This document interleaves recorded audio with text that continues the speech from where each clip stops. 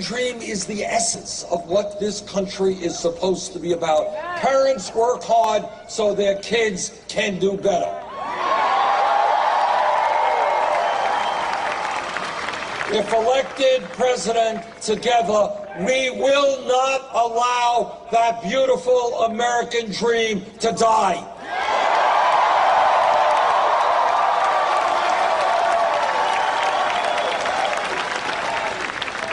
And what young people are also asking me is they are saying, how does it happen that when we do what our parents said, what our teachers said, what our community said, when we go out and get the best education that we can, why do we find ourselves $30,000, $50,000, $70,000 in debt?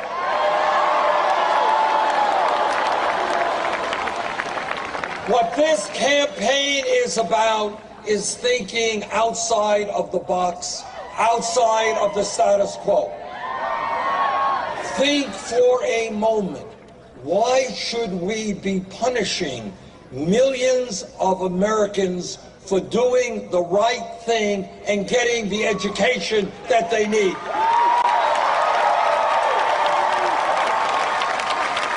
We should not be punishing people for getting a higher education. We should be rewarding them.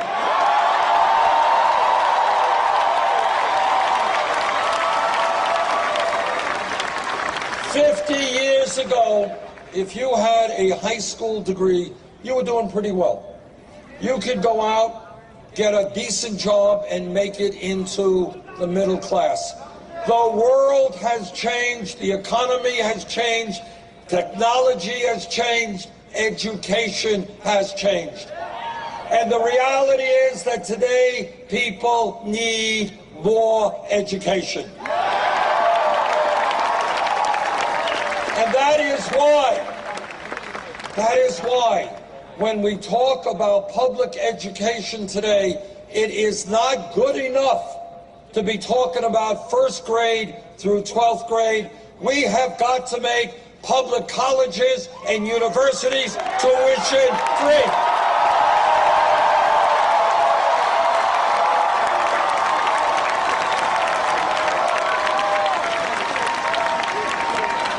Does anybody here think that that is a radical idea? It is absolutely not a radical idea. It is a very commonsensical idea. It exists already in Germany.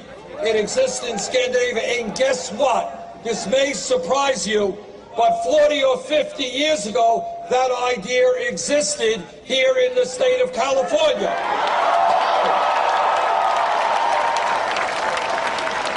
Here in California, in New York, and in many other parts of our country, we had great public universities that were virtually tuition free. If we could have done that 50 years ago, we damn well can do it today.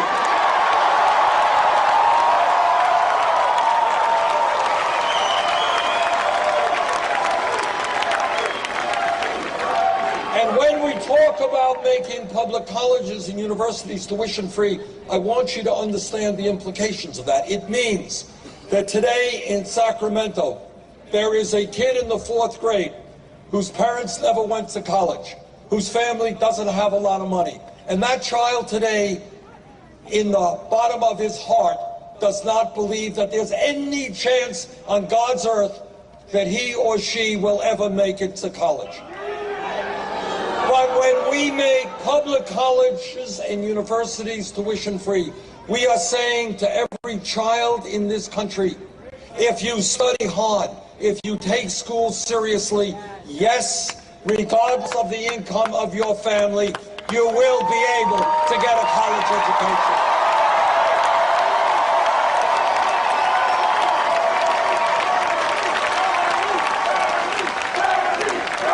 Anybody here dealing with student debt? Well, you're not alone. Millions of people in the same boat. In my view, what we should be doing now is allowing people with student debt to refinance those loans at the lowest interest rates they can find.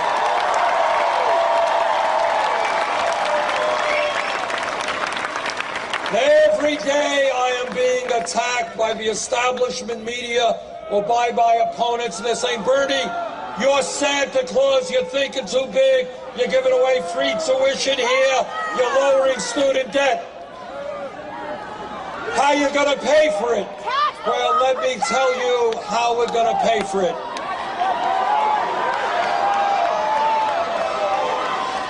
Eight years ago, when Wall Street's greed and illegal behavior drove this country into the worst economic downturn since the Great Recession, Congress, against my vote, bailed them out.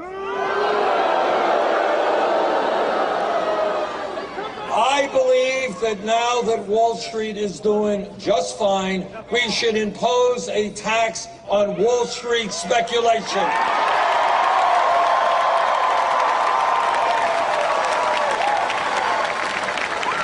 And that alone will more than pay for free tuition at public colleges and universities and lowering student debt substantially.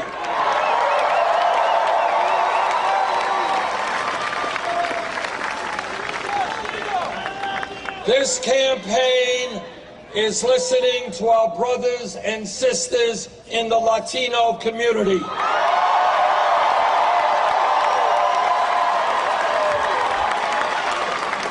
All of you know that there are 11 million undocumented people in this country today. And many of those people are being exploited at work, because when you have no legal status, your employer can do anything he wants to you. We have got to move toward comprehensive immigration reform and a path toward citizenship.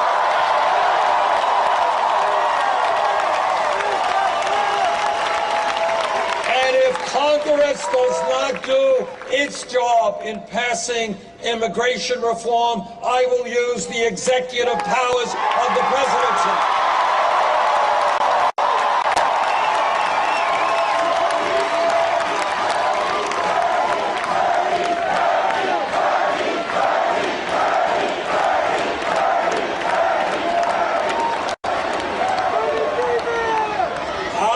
Immigration policy should be to bring families together, not divide them up.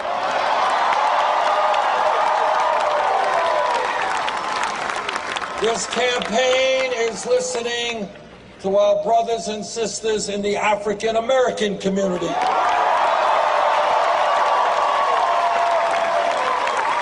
And they're asking me, how does it happen that we have trillions of dollars to spend on a war in Iraq we never should have gotten into, while inner cities all over this country are crumbling? Well, if elected president, together we are going to change our national priorities. We are not going to rebuild the infrastructure of Iraq or Afghanistan. We're going to rebuild inner cities in America.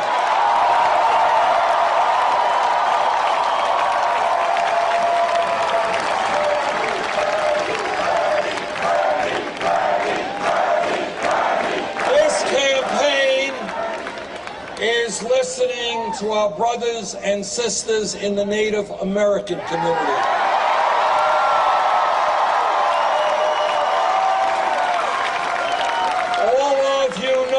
Before we became a country, the Native American people were lied to, they were cheated, and treaties they negotiated were broken.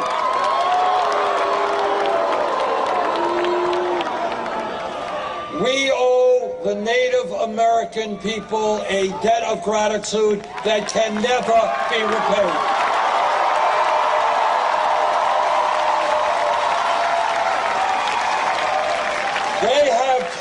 us one of the most profound lessons that anyone can teach, and that is that as human beings, we are part of nature.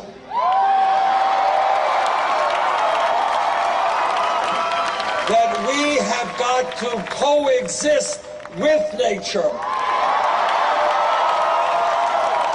And that if we destroy nature, we are destroying the human species.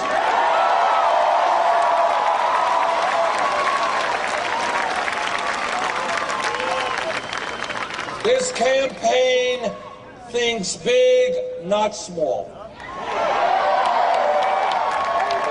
So let me repeat to you what I have said many times and have been criticized for saying many times.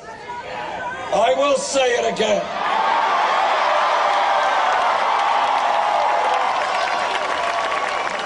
And that is, in my heart of hearts, what I believe more strongly than I believe almost anything, is that health care is a right of all people, not a privilege.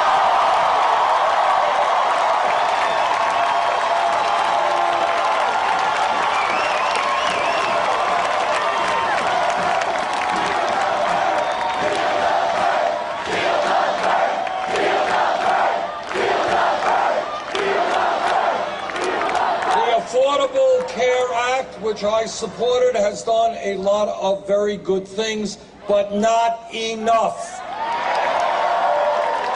Today, 29 million people have no health insurance. Many of you are underinsured with high deductibles and high copayments. And every one of us here and every American is being ripped off by the pharmaceutical industry, who are charging us the highest prices in the world for prescription drugs. You want to hear crazy? Here's crazy. 1 out of 5 Americans who gets a prescription from a doctor cannot afford to fill that prescription. You have senior citizens and disabled veterans in California cutting their pills in half because they cannot afford the medicine that they need. And yet, last year, the top 3 drug companies made $45 billion in profit. Now, I understand that here in California, you're going to have a proposition on the ballot to lower the cost of prescription drugs.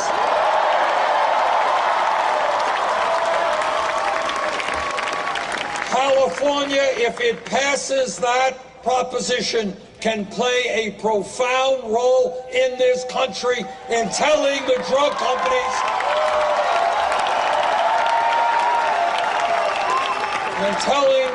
companies that their greed cannot continue to kill Americans who cannot afford the prescription drugs they need.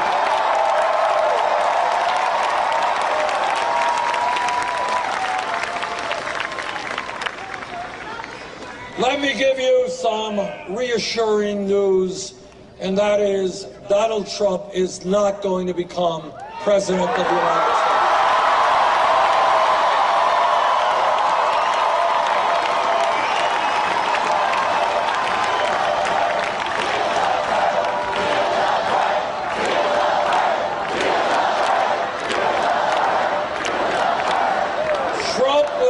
Become president because in poll after poll we are beating him by 12, 15, 20 points.